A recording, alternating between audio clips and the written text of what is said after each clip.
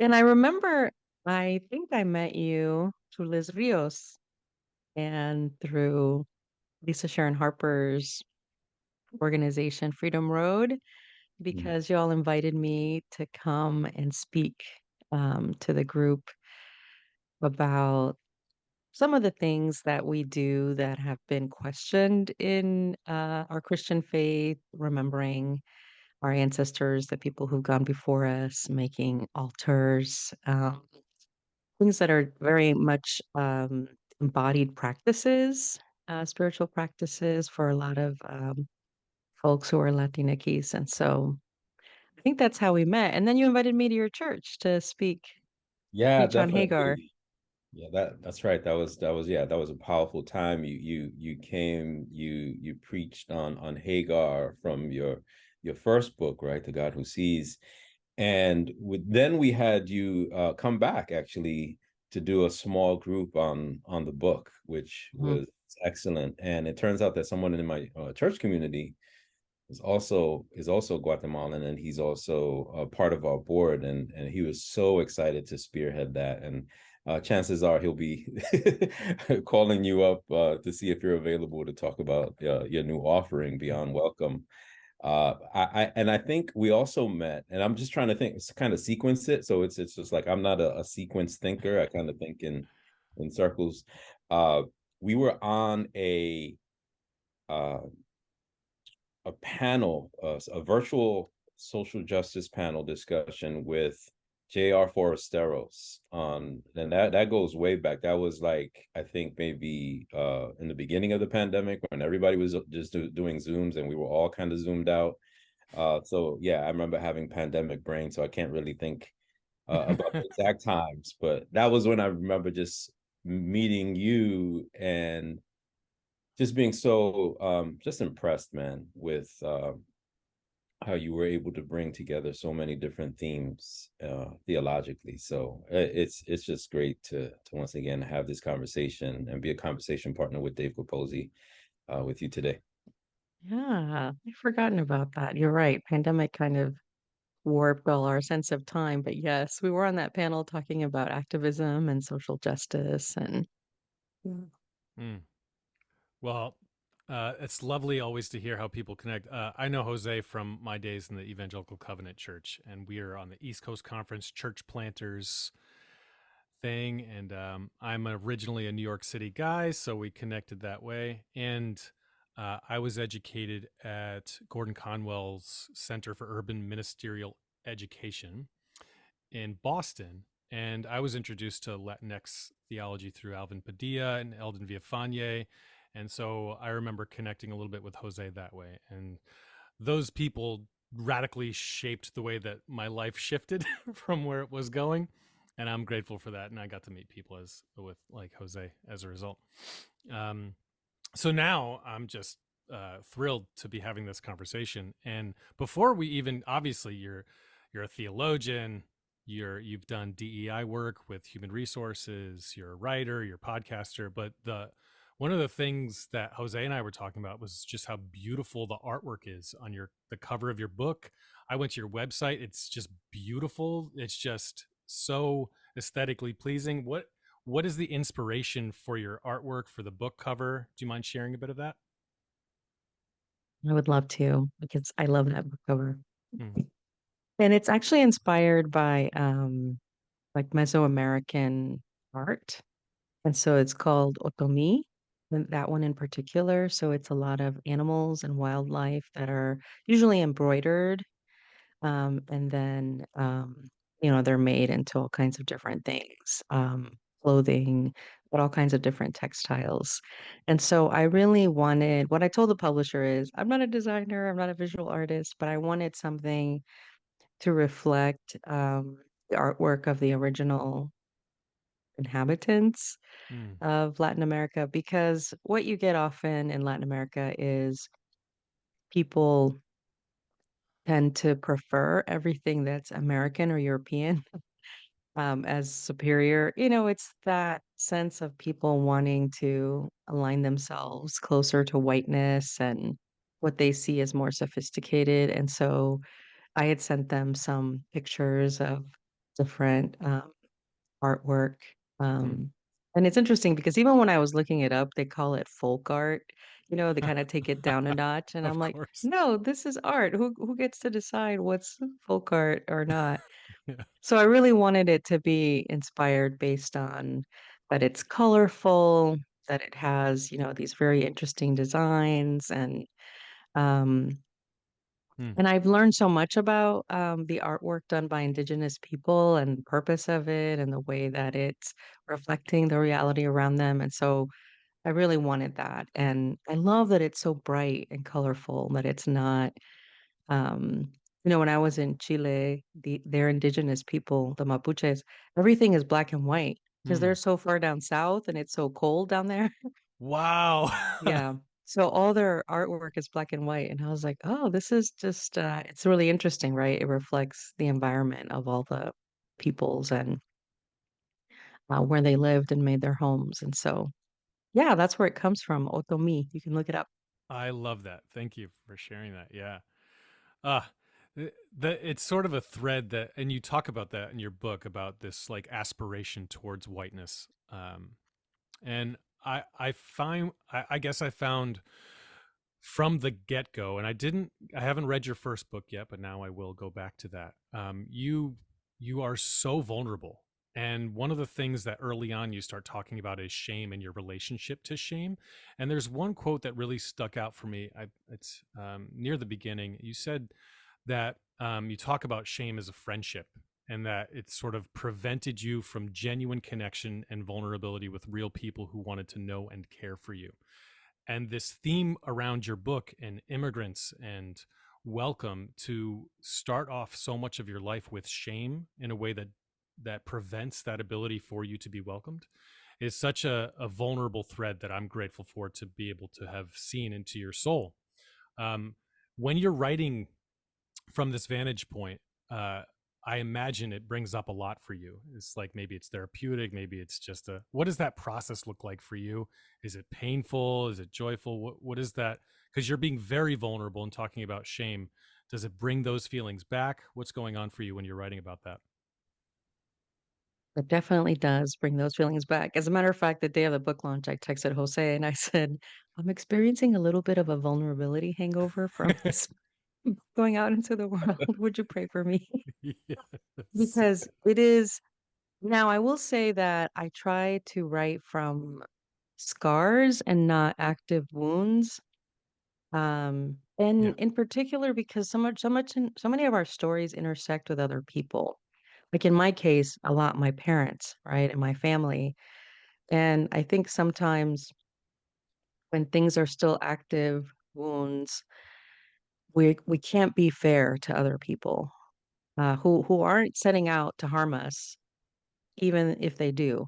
Mm, And that's part of the reason. So when I was writing in the book about some of these stories, some of these things were taught to me directly mm, by my family or my culture, and I wanted to put them into context for them where they were coming from with these things because being able to, process and to really think through things, even therapeutically, it really is a privilege of people who have time to do that. And a lot of immigrants do not have that luxury. My parents were some of those people who so much of their lives for a long time when we moved to the US was about survival.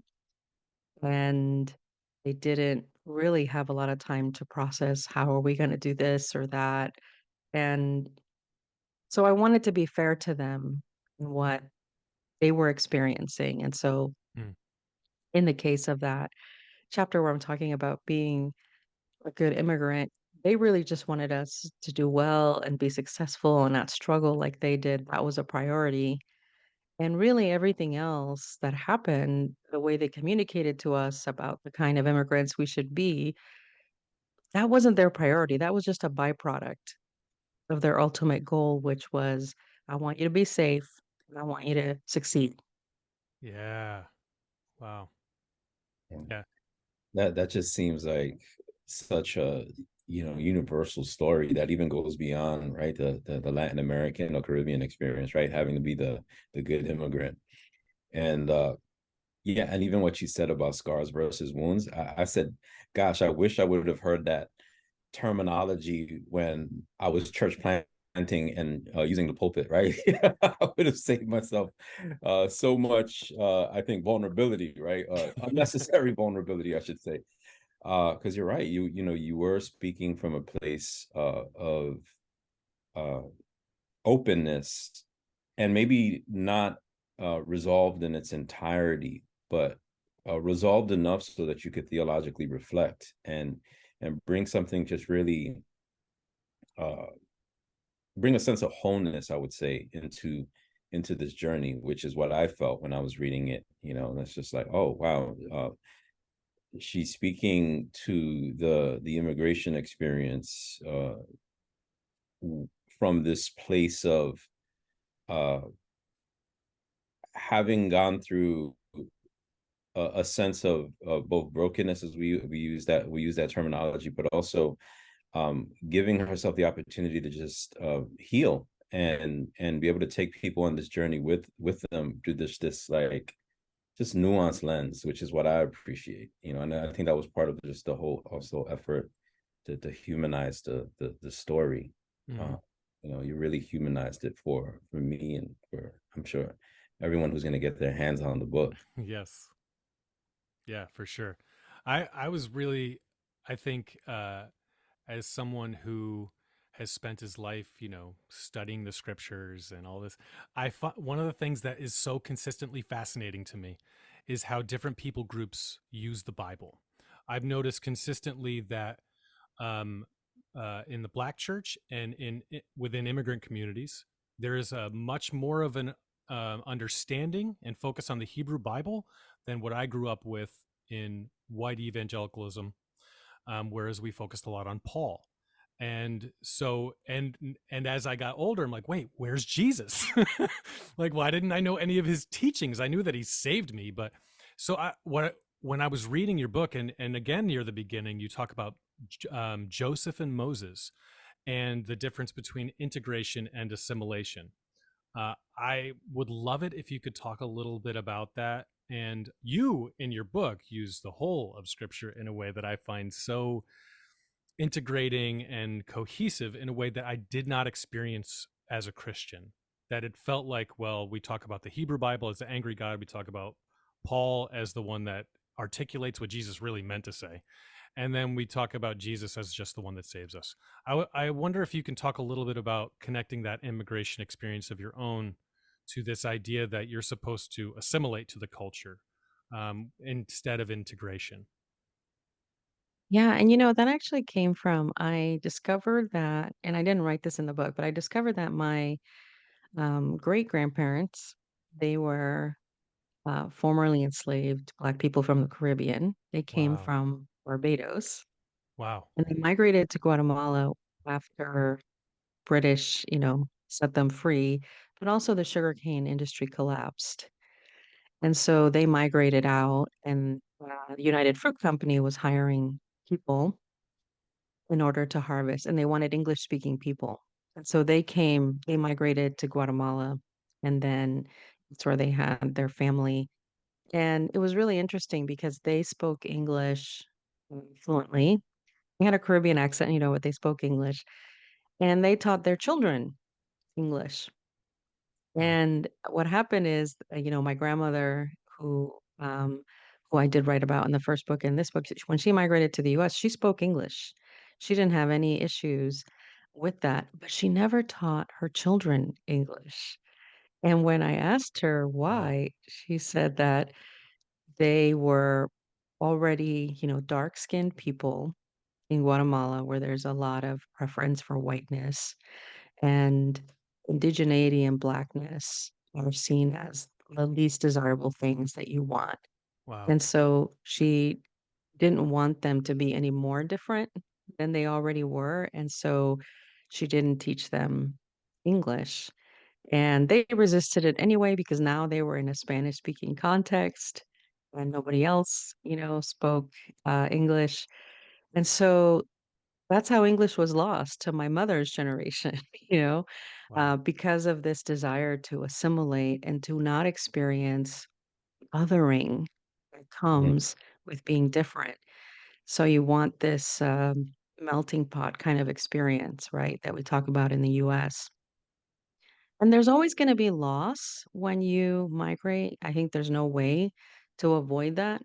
But I think integrating minimizes the losses because at least you're holding on to your culture, your language, your traditions.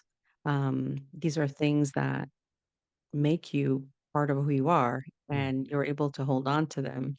Whereas when you assimilate, and this was the pressure that many of us experience, is this idea, and no one really tells you you have to assimilate, but you start to notice that, oh, people are more comfortable when I erase parts of myself or minimize them. mm. And so I had this experience. I was dating someone when I was in seminary, and when he took me to meet his larger extended family, we were in the car, maybe 10 minutes away from our destination. He says, "Would you casually drop your family migrated legally?" And I was really shocked because I didn't know I was going into an environment where it wasn't okay to be me. Wow. Um, but that's what I mean. You start to realize, oh, they're going to be more comfortable if they think this is the truth about me. And so I need to be less so that they're more comfortable. And this is what happens with assimilation, and you start to lose more and more of who you are. And in my case, you kind of become two people: the person you are with your immediate family, and the person you are in public. And it's a difficult life to live, to have to divide yourself in that way, Mm. not be able to be a whole person in every space. And Yeah. so this is what I was talking about in the book, that assimilation, while it seems like a good thing, is actually very insidiously harmful. mm, And of course, the thing that's most dangerous about it is that people not only assimilate to culture and language, but also to systems of oppression. So when people ask me, well, what about, Ricky Nikki's people for Trump? And I'm like, of course that exists. There are always going to be people who assimilate to everything Yeah. and who don't question it. And so they assimilate even to systems of oppression that are harming their own people who look like them. The Border Patrol is made up of mostly Latinx, men and women. Wow. Again, you have this idea, and I heard this whole podcast on This American Life about a man, you know, dark skinned, born in Mexico, indigenous, and he was insisting on, Trump being his leader and Trump being his. And it's just very sad to me Mm. because part of what integration does for us is it helps us to adapt to a new environment, but also to ask questions like, is this something good? Right. Is Right. this something just? Is this for the common good, or is this? And that's what you see in the life of Joseph. He doesn't ask those questions. He assimilates fully to systems of oppression that create this food monopoly where all these people, all these Egyptians end up being enslaved. Mm. And then also his own relatives become enslaved as a result of it, because really the famine ended up only being good for Pharaoh. Right. mm. Everyone else ended up suffering. And we're so happy that Joseph triumphed after all his years of suffering. That is a story that's lost to us for the most part. We don't see it. We see the good part, and we don't see how he is directly responsible for why Moses was necessary Yes. in the future, right? Because Moses was raised up as a leader to, you know, lead this movement out of Egypt because of the slavery. And so it's really complicated. But if Mm. these were real people, right? They were flawed. They had blind spots. They were not able, to be perfect in every way. And I appreciate the Bible for telling us the truth about them, you Yeah. know? Yeah. So, yeah, that's so good. I just love the way that you humanize Joseph for Yeah. for us, and you put more dimension to his story. Because growing up, yes, he was a righteous man, as they said, right? And the Lord was with Joseph, but we haven't been taught to read about him in that kind of dimension. That he was, in essence, to your point, responsible for this economic apparatus where only a few would benefit, where Egypt would be able to enslave the people of Israel, and to the point where people didn't even remember who Joseph was, right? Because of that the whole idea of, they knew not who Joseph was. And I felt the humanity of it too, that Joseph went through a lot, as they say, right? Thrown in a pit, goes to Potiphar's house, then goes to the palace, and uh, experiencing this ni de aquí ni de allá experience, not from here, neither from there as well. And he had to deal with all of these dynamics of not feeling a sense of belonging. So here, he, as the Bible tells, right, and as you retell, he comes into a position of power, and some of these dynamics, by virtue of that, seem to just play out. Like, I'm gonna think about my current locale from the perspective of an Egyptian, as you mentioned, and that happens to us here in America, right? For someone like me who's New Yorkino, my parents migrated in the 50s from Puerto Rico. I very much think like an American, and there are those that part of my formation, I guess, of my discipleship, so to speak, is to think about what the gaps were in me growing up. What parts of my self, my Caribbean self, have I lost in the midst of this? And how is it that my American thinking really influences how I see myself and other people? And then you bring, of course, this beautiful tie-in with not only Moses, but also the two authors that you put into parallel as well, the Chicano writer Richard Rodriguez, who talked about the hunger of memory, and the education of Richard Rodriguez, and his advice to other Chicanos or folks to assimilate. And then you bring this other poem into conversation by Puerto Rican writer Martín Espada. Tony went to the bodega, but he didn't buy anything. You want to just say a little bit more about that that maybe that dynamic, but also the fact that Tony went to the bodega. There's a greater story there as well, connected to Joseph and Moses. Yeah, I think Tony the One to the Bodega is just a really beautiful, it's a really short little poem. Um, but it's a narrative poem, and it was in my textbook when I was a teacher for me to teach it to the students. And basically, it's a story about a young Puerto Rican boy who grows up in a, kind of marginalized community in New York City. But it's rich in other ways. He has his language, his culture, his people. And then he grows up and he goes to law school in Boston, and he feels very alone and very lost, even though he's with a lot of other people. And so he goes for walks, and he takes a long walk where he ends up in a neighborhood, has a little bodega, a little convenience store, usually owned by, Dominicans, Puerto Ricans, usually. And the beautiful thing about a bodega is they play, you know, Latin music. They have Latin products, and everybody who comes in and out for the most part is from the neighborhood, and it's people who, need something right away, right? And usually it's something from the culture. And so he just hangs out there. He hangs out and doesn't buy anything. He's just content to see people that look like him. He's content with the smells and the experience of being around his own. And so when he grows up, he comes back to his old neighborhood and he opens his law office above the bodega. Um, and there's this sense of integration, right? He didn't give up who he was. He Yeah. returned back to those roots to serve his own community with his gifts and his skills. And to me, that was a really beautiful way of thinking about living in another country, that it's a both and, not an either or. Mm, And I think Richard Rodriguez, he's from another generation because he's older than us by quite a bit. I think he's writing about an experience that a lot of immigrants have gone through because he talks about, hey, there's real losses, but this is the price we pay. Assimilation is the price we pay, mm, and this is it.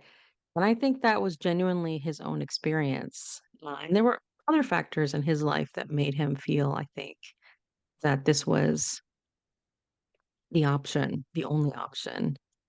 And so, but to me, when I read it, I thought, okay, this is what I thought, what I've been living. He gave a name to what I'd already been experiencing. mm. So when I was a young college student, I thought, okay, this is the what we do. We just assimilate. And so it really was not until several years later that I encountered Tony in the bodega and the idea that we can integrate and we don't have to lose everything. Mm. That's powerful. I was really taken by again a reference to something in the Hebrew Bible where you talk about Cain, and the greatest punishment that he received was for murdering his brother was being displaced. And then, then on the other side of it, then the greatest reward or joy must be to be welcomed or to receive hospitality in some way. And you talk about that with the kingdom of God. And so many of the people that you speak about and stand up for in your book are people who have been displaced in many ways and have not been allowed to be who they fully are.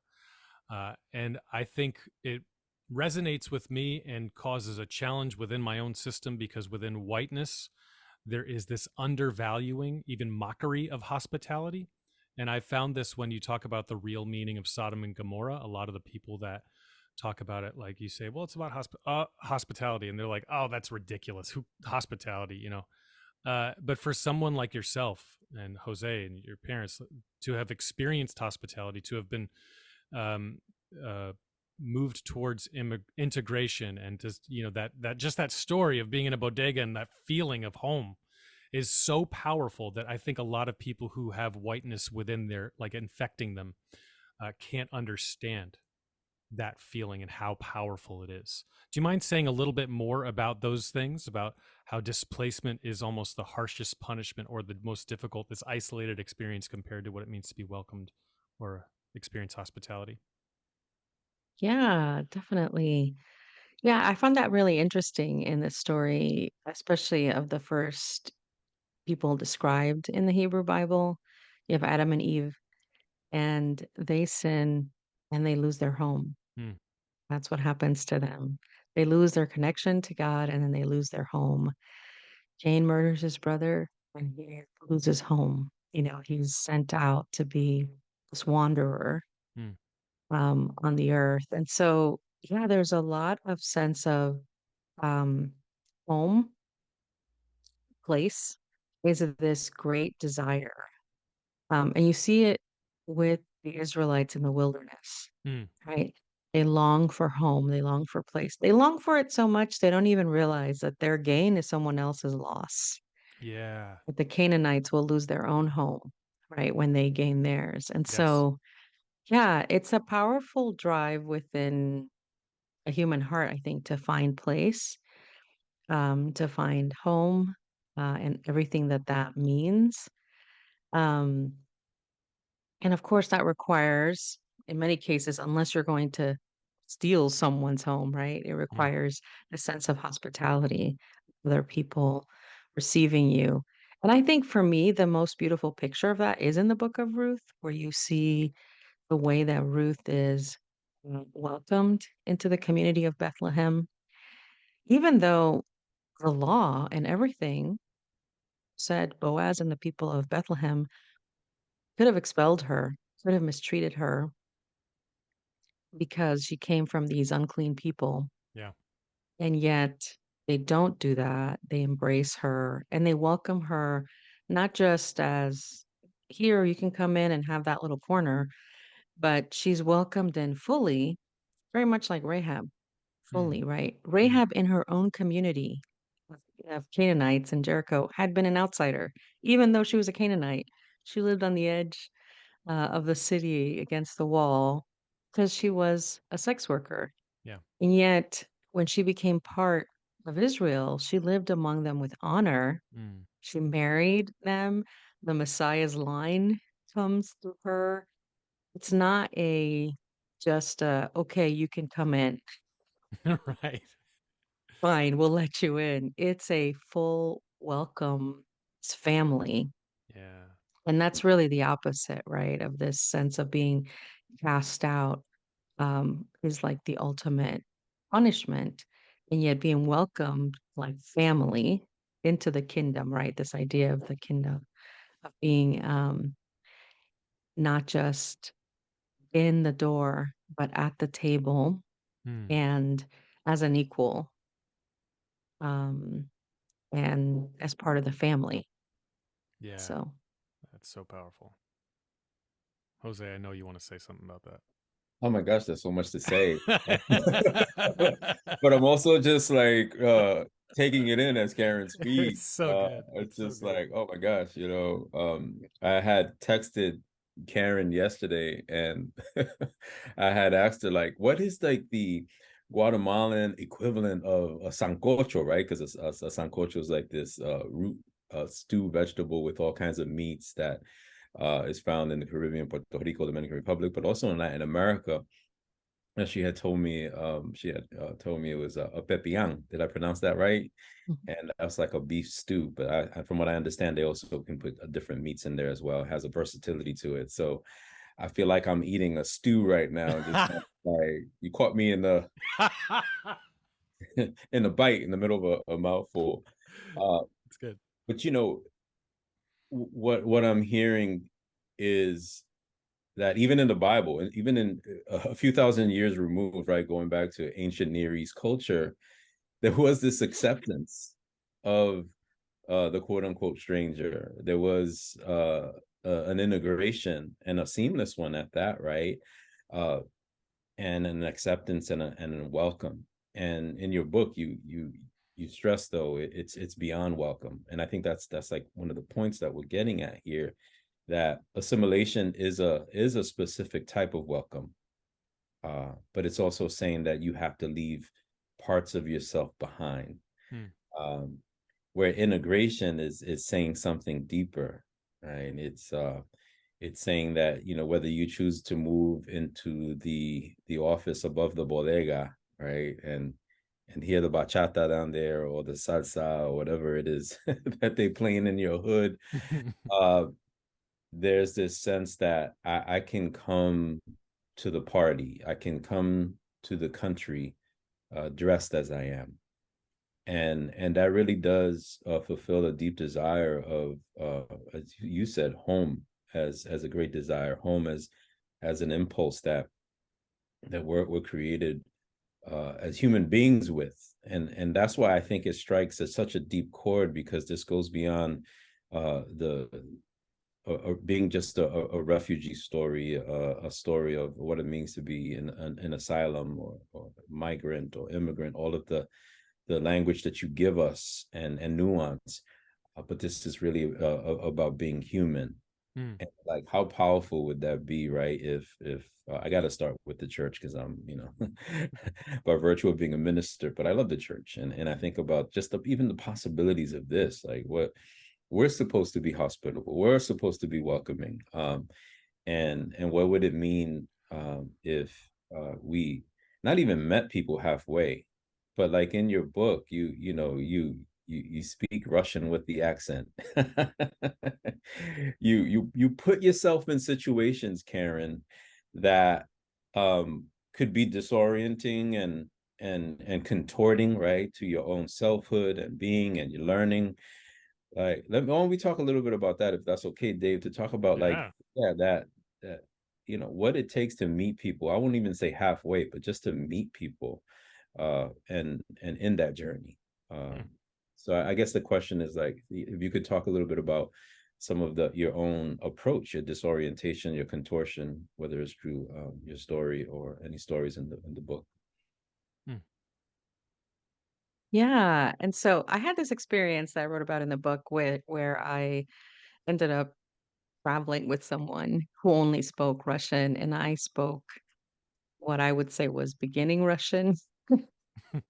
And I had not the skill level that my traveling partner, which was an older woman, and what they call a babushka in Russian, whose granddaughters had dropped her off at the airport. And because she didn't speak English, and I ended up inadvertently speaking to them in Russian, they asked me if I would if I would take her back, if I would guide her since they can't get through security anymore. And so I took her back with me and we ended up traveling together all the way back to Kazakhstan, which is quite a long way. It's about 2 8-hour flights. Hmm. And so it was really interesting because it was a very kind of uncomfortable situation for me. But if I didn't speak to her in Russian, we couldn't have spoken at all because Hmm. she didn't really speak English at all. And it required me to make some effort and to have um, this kind of discomfort and to have less control of a conversation, to be able to just release that, in order for her to be able to communicate and to have a sense of comfort herself, right? So I had to meet her on her terms instead of mine. And what I write in the book is, that often we, people will say things like, well, you're in America, speak English. And in one sense, it is your right to expect that people will speak English, right, in the US. But what if you gave up that right? What if you decided, you know what? Yeah, we are here and people should speak English, but this person doesn't. This person that I've met doesn't. And so what can I do to help them to come alongside them? And so in the book, that's what I tried to say, that the language that we use, in that case, a very literal two different languages, but just in general, the language that we use can either facilitate connection and hospitality, or it can hinder them. We can insist on our own ways. There's this whole debate, I'm sure you've heard about, with pronouns, that people are upset about the pronouns. And Oh yeah. I was just listening to the news yesterday, and there was this huge issue in a school down in the South because the teacher said, it's against my faith to think about trans people. And that may be right. That may be her faith altogether. So she refused to use the pronouns. And I thought about, does her faith really prevent her from using the pronouns? You know, or is this something that, she's decided is just more symbolic than what I think it actually is, right? It actually is just respectful to refer to people in the way that they prefer. Right. But we see this with language all the time. When people are upset about things like pronouns, when people are upset if you don't refer to God as He, um, Yeah. we see this, that people suddenly, like, we can be very inhospitable Hmm. with the language we use, and that keeps others far from us. It keeps people apart. These words have power, and they have the power to shape our realities, our imaginations. So, I tell people it's good to say, for example, people in vulnerable situations versus the vulnerable, Yes. right? Yes. Because the vulnerable, what is that? But actually, people are placed in situations that make them vulnerable. Yes. Um, and that's a big distinction. People aren't just vulnerable. Everybody is made in the image of God and has gifts and talents and skills and faith and culture. But sometimes, due to circumstances, people are made vulnerable. Yeah. And that's a very different kind of situation. And the more we use this kind of language, like the vulnerable, or insist on our way of expressing to be the preferred way, the more we are apart from each other, the bigger the chasm grows between us, right? We lose that connection because that's the power that language has. Yes. Yeah, we do that with the homeless, the poor, the least, the last, right? That's powerful. I want to say that you bring up something that I think is important about faith. I think that many American white evangelicals in particular have faith in the empire and in whiteness as an institution more so than faith in a Hebrew prophet from the first century. These are two major distinctions, and I think we can see that in the way that the church functions. You know, to Jose's point, that the church is actually not a sustainable institution by the world standards. It cannot be. You reference Luke 14, that is about inviting people over for a banquet who are the poor, the crippled. I mean, it uses that language: the poor, the crippled, the lame, the Mhm. blind, not your rich neighbors who can pay you back. That, to me, is the model for the community of faith. You can't get a lot of money that way. You can't have a sustainable position that way.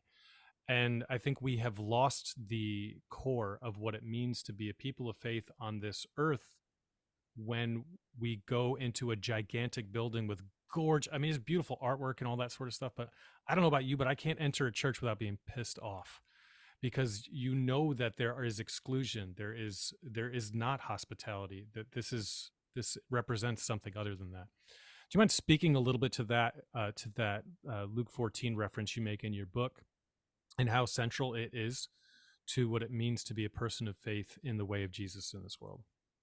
Yeah. So, I read about the Luke 14 passage because I had an experience. I was in the Northeast visiting my sister when my nieces were toddlers. They were maybe 3 years old. They're twin little girls.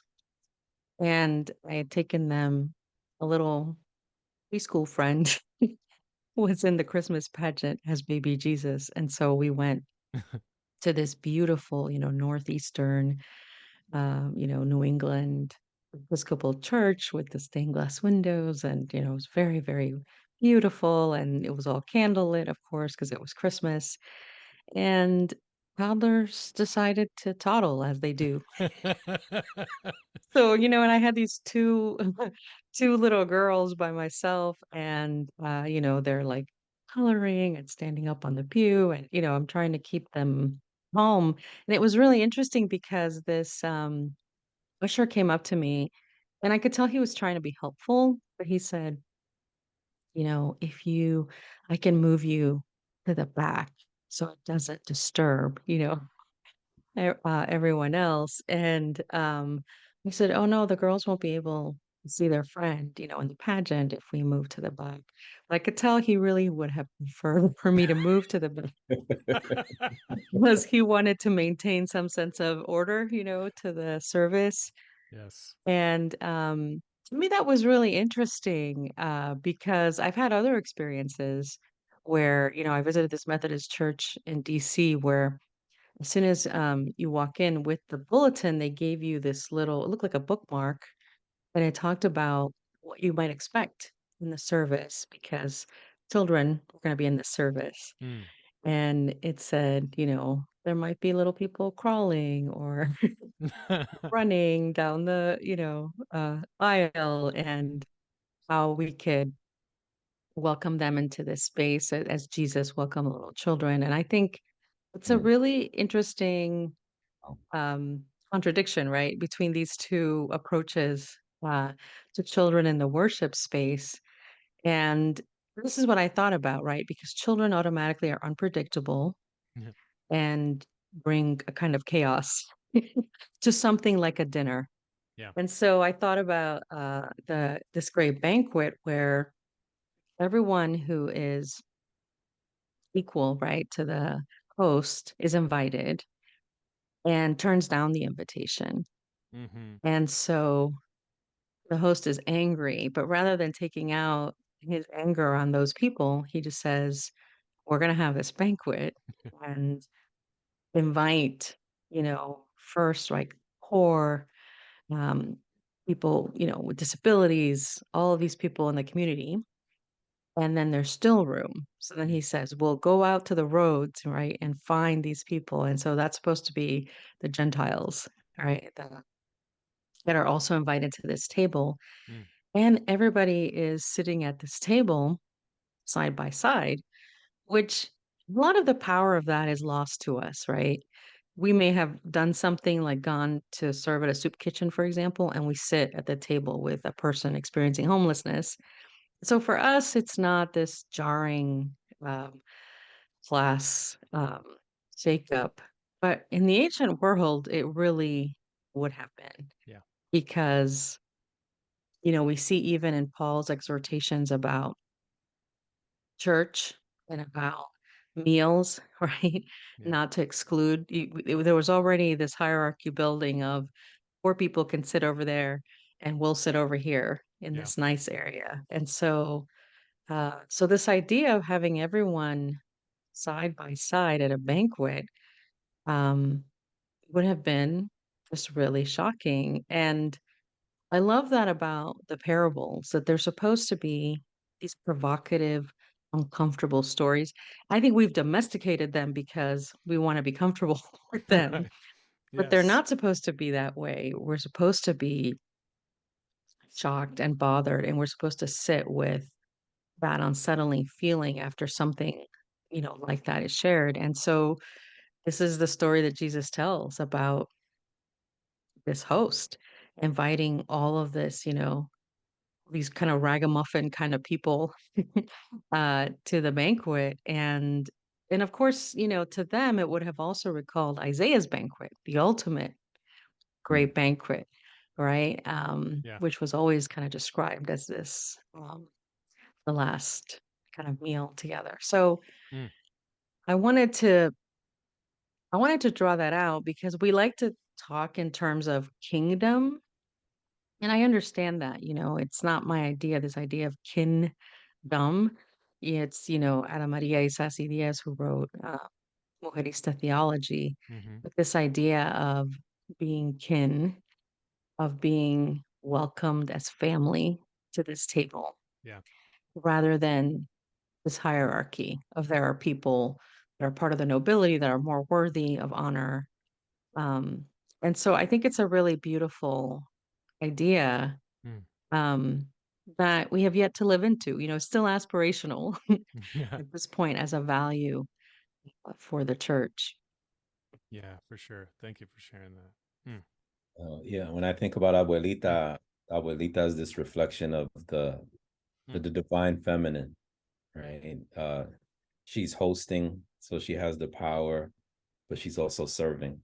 And it's just this beautiful, yeah, just integration of um, thinking about how one can be both host and be hosted at the same time. And she's in the mix. She's also at the table, really enjoying herself. And uh, I really love that chapter about hospitality, and because you talk about hospitality as something that uh, fosters mutuality.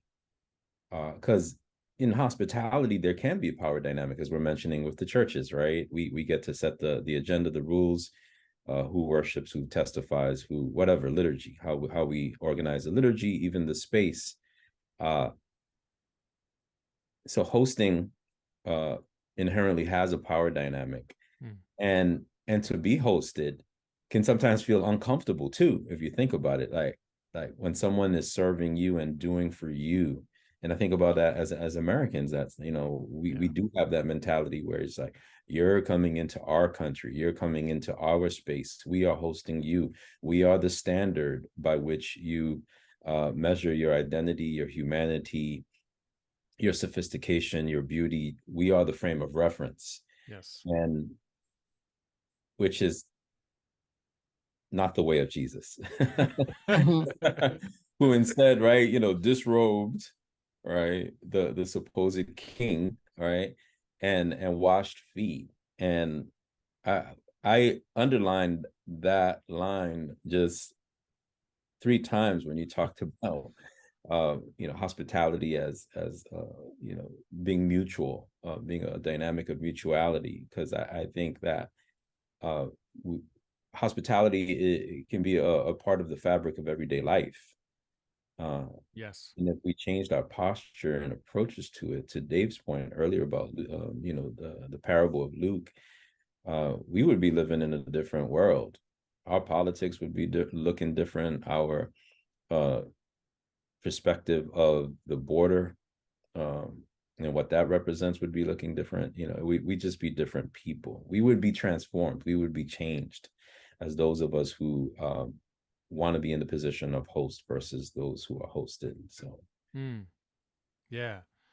Well, that's, to me, that covers so much of what you're talking about in this book. It's just this over beyond welcome. It's beyond, it's home, right? It's a different way of looking at the world. I often think about how Christianity is the largest religion on the planet and how confusing that is, to participate in the most dominant religion that has given birth to whiteness and all these other awful things that we experience in this country that Jose just described, that we're all invited into this thing that is so antithetical to the way of Jesus.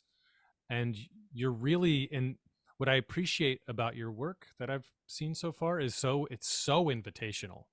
And in many ways, you're making home for me, who's like a son of white supremacy, and I think that is so beautiful. It reminds me of when I used to run a soup kitchen for people experiencing homelessness. And the greatest gift to me was when I was able to accept that people would buy me coffee. They felt so valued and had dignity at the ability to be like, Dave, can I get you a coffee? You give me free food every day. Can I? And I think that's the position that I hear over and over from you, from experiencing shame as a child to about not being the model immigrant in your own family, in your school, about your own self, to now you're going the extra mile to welcome people who maybe haven't welcomed you. Was there a pivotal point of your life where you feel like that shifted, where you were able to, like, you have those scars, but you're just now like, well, I am a daughter of the kingdom, and I want to invite all people into that space? Was there a pivotal moment for you, or can you point to something that clicks in your mind for that? I think for me, it was when I went to live overseas. Um, but that really began, it was the beginning of that shift for me. That's when I started to question a lot of the things about the faith that I'd been handed and that I was told to pass on, that it was my responsibility to pass it on. Yeah. And so I think when I never had thought about what it was like for my parents when they moved to the US in their 30s. And yet I moved to Russia, my early 30s. Yeah. And so it was all of a sudden being in this new environment and not being a child. Because Mm. children, it's still hard for kids, but they learn language a lot faster. Your only job is to go to school, you don't have anything else. And so all of a sudden I realized, oh, this is what it was like to have to learn culture. And I thought about it a lot. I'm like, what would it be like? Because I saw, some of the missionaries had kids and I saw some of the struggles they had. And of course, most American missionaries just completely kept their kids out of the culture. Mm. Um, they completely did not integrate. They just kept them, they did not assimilate or integrate. Mm. The kids were completely separate and were homeschooled usually or sent to schools in Europe and really never became part of the culture. And so I think that began, 'cause I thought, this is really curious to me because I don't think this is great, but I don't have kids. So I don't know what I would do. Mm. But to me, it started to communicate some things like, well, what are we saying to our hosts when we think, oh, your schools are good enough for you and your children, but not for us. Our children are going to Europe or they're getting Yes. homeschooled with American curriculums. And so that kind of started for me a lot of questioning. And after that, I went to seminary where I had a lot of space to think about a lot of these things. And I was introduced for the first time to theologians of color who read the Bible differently, Mm. who saw different things. And I think that was the beginning of that shift for me. Um, and then I think the end was really when I was working with an organization that served immigrants and refugees that was an evangelical organization. And I saw a lot of the sort of one way hospitality only, the way that immigrants and refugees were treated as if they had less in every way. Mm. It Mm. wasn't just materially, it wasn't just the crisis that brought them here, but they were objects of pity and charity always.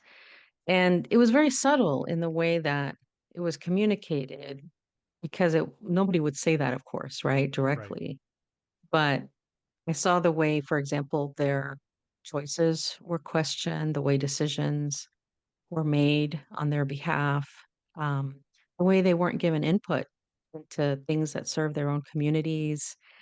And again, all of these things were not done with any kind of malice. These were people with very good hearts who wanted to, serve and care for these communities. But when the hospitality only moves in one way from the host to the newly arrived person, you s- you start to disempower them in every way. Mm. And it can be something that inadvertently makes the host this charitable, benevolent, right? Yes. Good person. And then you have this client, right, who receiving services and they just get whatever you want to give.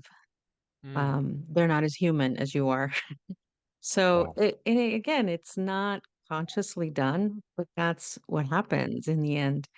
I had this experience where I had a woman tell me about she was working with um, volunteering with Somali refugees in like Minnesota. Mm. And she was very, very upset. And was telling me that they had bought a TV. They had, they are living in a, kind of marginalized community in an apartment.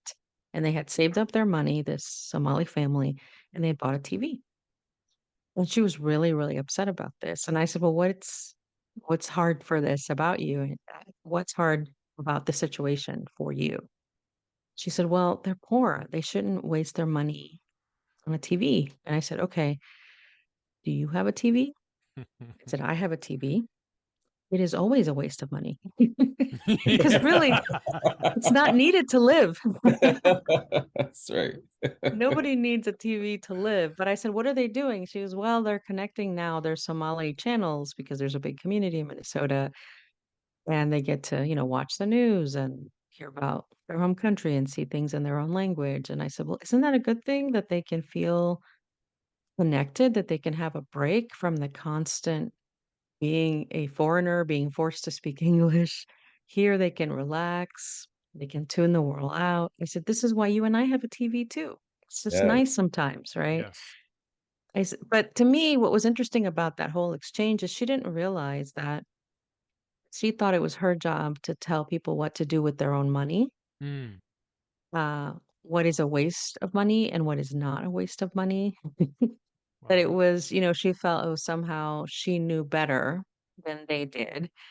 And it's the way we often treat children, right? When we are training them.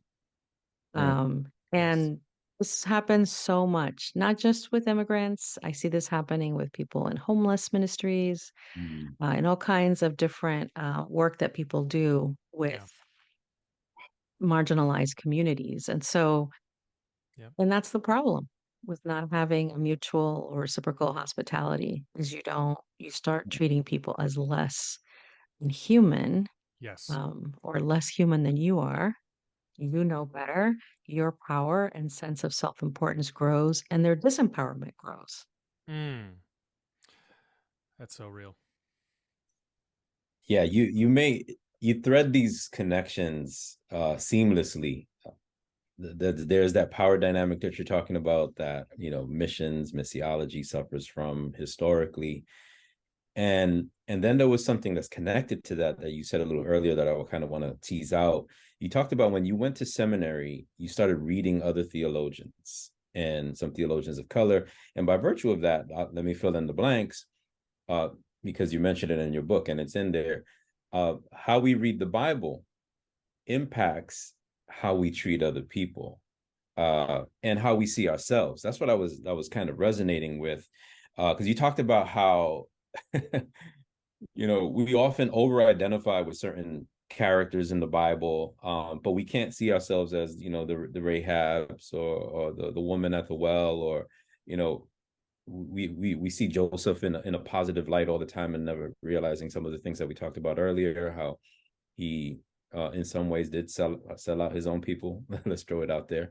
Yeah. So how we read the Bible, how we see ourselves in scriptures is so important to how we engage relationship. And that was a theme that came out. Could you say, just something briefly about that scriptures does shape Christian identity? Mhm. And a lot of what you're talking about, our ability to go beyond welcome, our ability to be hosted as opposed to just hosting and receive things graciously.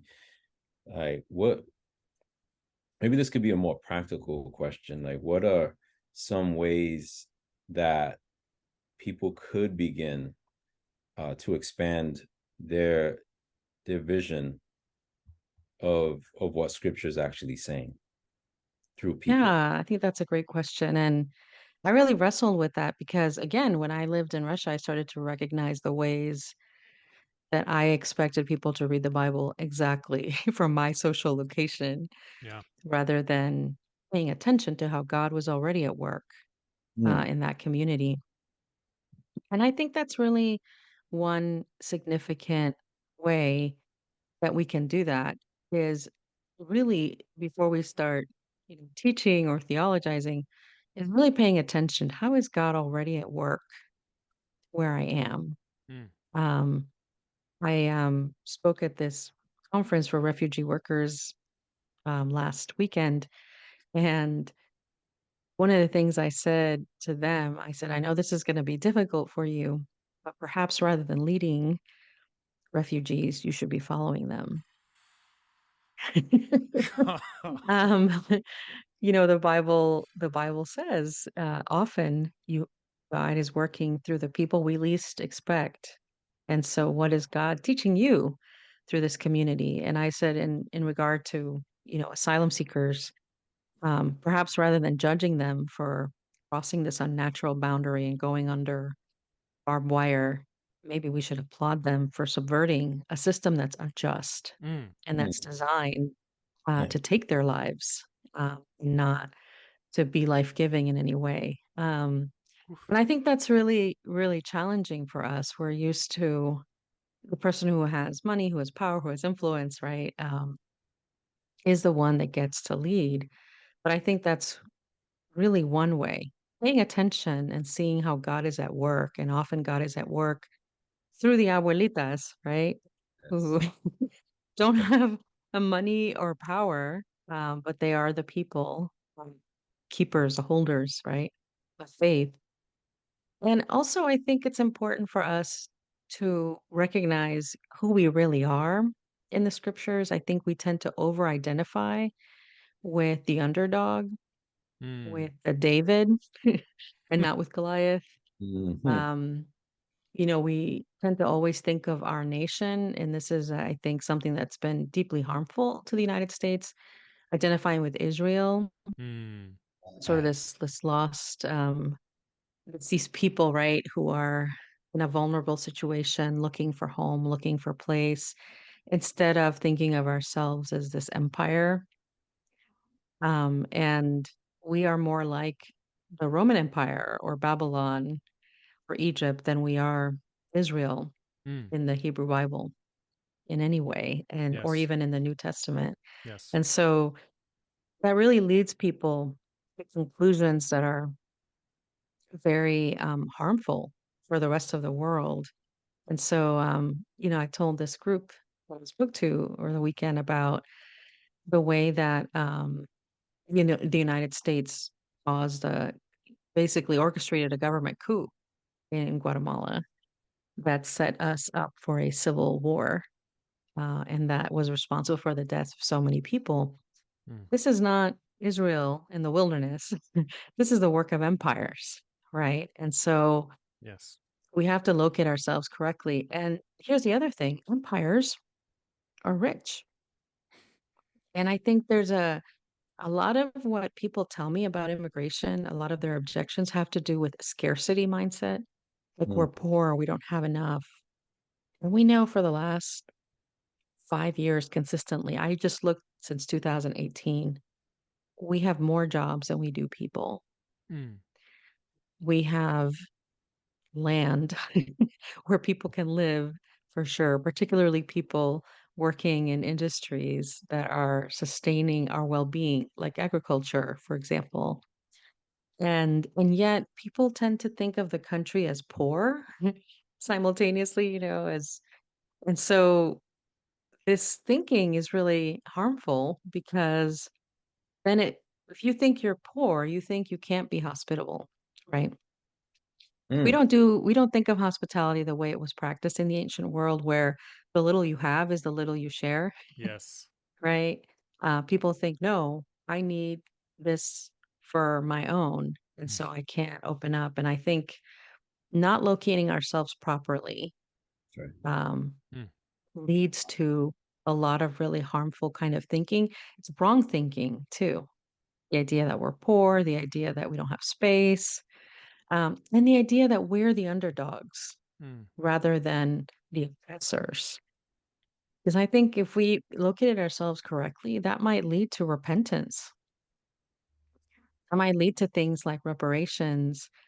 I met this Yes. couple at the airport when I was traveling, and they were telling me they had just done this cruise that went around South America. It started in like Ecuador, went around, and ended up in Brazil. And they said, oh, it wasn't like cruising the Baltic Sea or the Mediterranean. There's so much poverty. It's just so poor there. Wow. It's just not fun to see so much poverty on your vacation. Whoa. And I Oh, wow. that's what they told me. And what I told them was, I said, I think you're mistaken. I said, Latin America isn't poor. Latin America has been looted. Yes. Yeah. Oh, First by the Portuguese and the Spanish, and in the Caribbean, the French, the English, Spanish. I said, and now the United States. I said, Wow. so yeah, there's not poverty, there's looting that's taken place. And even today, we're still being robbed of our natural resources. Mm, So yeah, I think there is a problem with the way we read the Bible that has unintended consequences for a lot of different areas of life. mm. Um, so I think that's one thing that people can do. I think also just reading theologians of color. Yes. The first book that I wrote, I just wrote the stories of several people in the Bible from the perspective of their migration journey.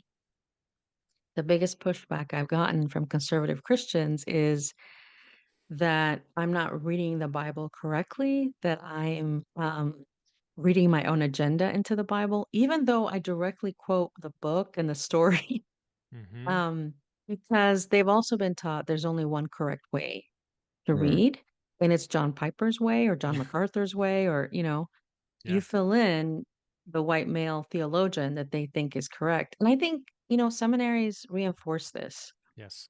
There was a class at my seminary that was called Preaching in the Black Tradition. And I asked one time, I said, well, what's the other preaching class then? Whose tradition is that mm. class? Come Oof. on. Oof. You're No, preaching no, now. that's just You're regular preaching now. preaching. Got me racking back and forth like this is a pew or something. You know what I'm saying? Oh man. Wow. Right, but it's a good question. They also had spiritual formation for, from an Asian American spirituality. And I'm like, what about the other spiritual formation class we took? Whose formation was that? Right. I think we need to be honest. And that's why I love my friend Sandy saying, no, we need to call it what it is. This is European homiletics, and So that's Black tradition homiletics. So let's just be honest about what it is. yeah. So, but I think we need to do a better job of that because really, even in seminary, it was much easier to just access white theologians, European theologians. Mm-hmm. That's who the professors quoted, that's who they talked about, with the exception of professors of color. And they were the ones who introduced us to other theologians of color. And when you start reading these different perspectives, but until the church starts doing that more widely, we're still going to have people who think the way that John Piper reads the Bible is the only correct way. And so we have to start And I tell people, look, I'm not telling you to throw away whoever you read. I'm not telling you to throw away theologian Dallas Willard or whoever it is that means a lot to you. I'm just telling you to add some other voices in as well Mm, and learn a little bit about what it means to read the Bible with someone who's not from your culture, who doesn't see the Bible in the same way. And that's why I thought the exercise of reading parable son uh, parable with the Russian students and Kazakh students who did not see anything in it that I saw. hmm. They saw a famine, and what they saw was that Mm. everybody suffers during a famine. And that was really shocking to me. I didn't expect that. But that's what they saw in the Bible because their collective memory as a people has famine as this really important and terrible part of their history that's taught year after year as this important thing that happened that they survived, right? Mm, And so they hold on to that. And that's important. And what they saw in the scriptures is there, even though it's not what I latch onto, it's there. yeah. And if you think about it, their reading is probably more correct than mine because their reading leads you to really an uncomfortable conclusion, which is that it's true. During a famine, everyone suffers. It doesn't matter. There's no meritocracy during a famine. It doesn't Mm-mm. matter if you're good or bad. It doesn't Mm. matter if you work hard or you don't. Everybody is going to suffer. And isn't that terrible? That's the truth of life, right? Yes. So, yeah, I think there's a lot that we can be doing, but I think it's a matter of the heart first, Mm. is being open. And that is so hard for people because we're just not trained to ask questions. I think Richard Rohr talk about how black and white understanding of the Bible is really is what children do. Yeah. You know, they want to understand, who's good, who's bad, right? Yeah. Who's the hero and who's the villain. And that's the way that they think about the Bible. But it seems like a lot of us never outgrow that kind of thinking when it comes to the Bible. We Mm-mm. we bring critical thinking to other areas, but we don't do it with the Bible. We don't ask questions, we don't sit with ambiguity.